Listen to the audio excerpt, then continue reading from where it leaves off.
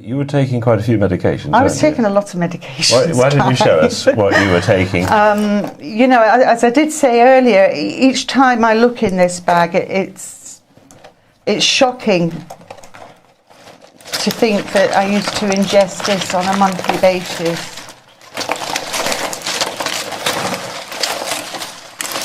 So there are just hundreds and hundreds and hundreds and hundreds and hundreds. Absolutely, absolutely. I mean, I've got bottles of Oromorph here. This is liquid morphine. So you got to the stage pretty much where you were, what, in bed most of the time and using a wheelchair? Yes, when I did go out, I was in a wheelchair. That's impacted on my husband's back, bless him. I couldn't get it up and down out of a chair on my own. I couldn't get in and out of bed on my own. It was getting to the stage where I was thinking, I don't want to come to a point where I'm asking him to help me on and off the toilet. And that was amongst the thoughts I was having when I made the decision where I thought, I've had enough. I'm not, I'm just going to just bow out gracefully, because I didn't want to get to that point, neither for myself or for my husband. So, I did actually come to a decision that I had enough. But I also need to say that I had a change of heart. How close do you think you were to dying at that point? I was very close. I had actually stopped eating for a couple of months, but I was drinking fluids and I was drinking cans of nourishment. That was keeping me going. But then it kind of got to the stage where when I ate, I was sick. And then it got to the stage that I couldn't actually get it down, never mind keep it down. So then it was just liquids. That's when things began to get a little bit sinister for me, because I knew what was happening. And I didn't actually quite know what to do about it. At that point in time, I really didn't think I had a choice. I'm not a stupid woman. I've just been a very busy woman, and I've had a lot to deal with. So I haven't had the time, or the wherewithal to have had opportunities to look into all this before now. And it's kind of just mad that it took for me to get to the verge before I have a learning curve and find out that there's an alternative way, But it's worked. Maybe I needed this for me to, for it to be a trigger for me to do something, because, I'd already kind of, I'd made decisions and, about who I wanted to have what and what I was going to say to the family. It was all there in my head, and I was going to write letters. It was all there. And I mean, my doctors weren't even aware, because, it's just a case of order your prescription online and then you go and pick it up. And we spoke for an hour or so on Skype, and I recommended one or two things to you. And of those things, what do you think made the difference, and how quickly? How many days did it take? The fulvic minerals, definitely. I felt that immediately. I really did feel that immediately. It was. How can I describe it? It was like some kind of vitamin boost. It felt like I'd had some kind of a tonic. I felt that within minutes, actually. I wouldn't say I was jumping around the room, but I did feel alert, and I felt positive for the first time in a long time. I actually felt positive. I would say mentally,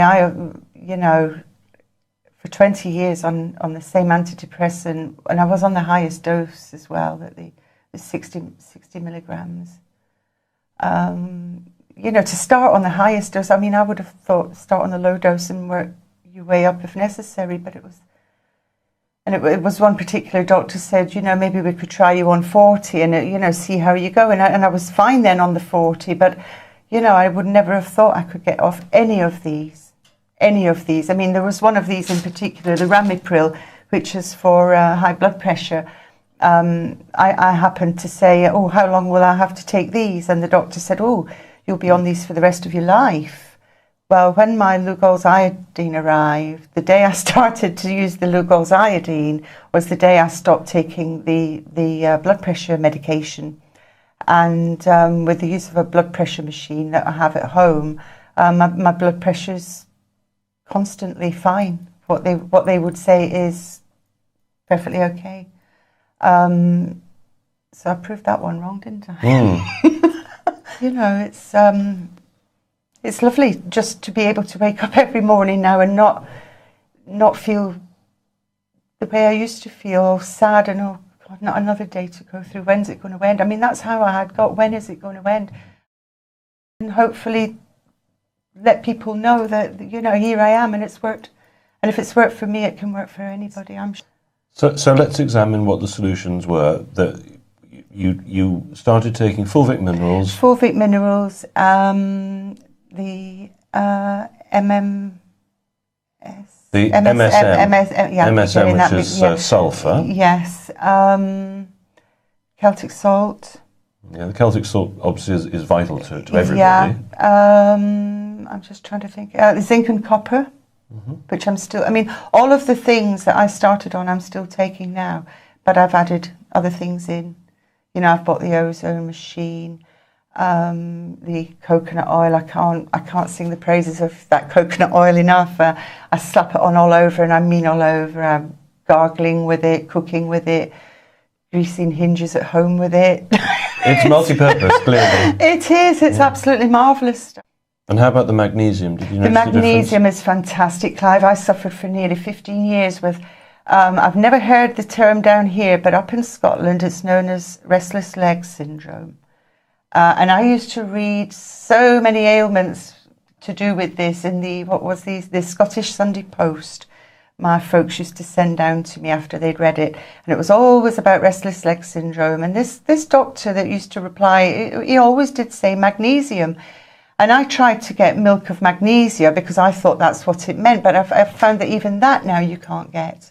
You know, the little blue bottle, you can't get it now. Gosh. Cream of magnesia, milk of magnesia, it's not there now. But as soon as I've tried all sorts of things now. Believe me, when you get restless leg syndrome at the best of times, it's an awful thing to have. It's like almost a cramp. You feel this urge that you need to run or stamp your feet. Now, when you've just come home from hospital with a knee replacement and you've got loads of stitches up the middle of your leg and you get this thing that you need to do this, it's not pleasant. Because the movements are there whether you want them there or not, and it hurt. But within moments of putting on the magnesium oil, I felt this, just all the tension went from my back, from my legs. I went to bed that night, no restless legs, and I thought, nice, like a massage on the back. You know, and it really, I thought, wow, yeah, it's so true. And the thing is, what I'm finding now is, you know, it's not a cost a fortune type of thing to do because you're not getting cravings. If you're actually eating the right things and using supplements that are giving you the nutrients out of your food, you're not spending the same money you would on the crap that you would eat between meals or that the kids would be asking for between meals. Back in the summer, I had septic toes. I had toenail surgery. You think I wouldn't have gone back there, but I had to have it done. Unfortunately, the advice I was given was to keep the toenails covered at all times, which I did, and I kind of instinctively knew what was going to happen, and it did. They went septic. They were green. They were bright green. And with colloidal silver, drinking it and also applying it topically and using the helichrysum oil, that was sorted. Yeah, no, and that was without going near any medical professional. That was without going near antibiotics or antiseptics of any sort, just colloidal silver and the helichrysum oil. And how quickly did the helichrysum oil stop the weeping and the weeping within 2 or 3 days? I mean, they were very, very bad. They were really in a bad way. They were bright green with all this other ooze coming out of them. Very swollen. Within 2 or 3 days, the actual weeping had stopped and they'd crusted over. And I was absolutely amazed that an oil, whether it was the oil or the colloidal silver or a combination of both and the drinking of it, I don't know, but all I know, it was phenomenal to see how they were, and they were throbbing and so painful, and you know, and it was just magical to see this happening before my eyes on a daily basis. Was incredible, really, you know. So you know, it's not just about coming off all this lot because of arthritis and depression and the like. There's things out there available that can treat all sorts of ailments without having to visit the doctor.